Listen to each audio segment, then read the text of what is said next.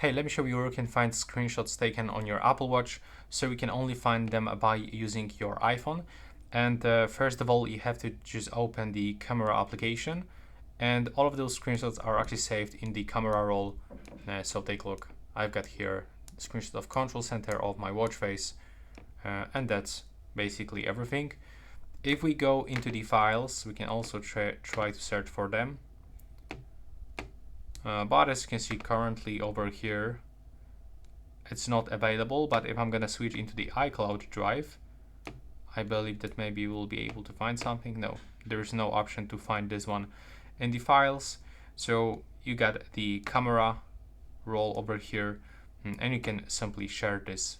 As you can see now, when you tap on it, we can expand. And here we got our Google Photos. We can expand, share, edit, delete, whatever you want. I hope you find it useful.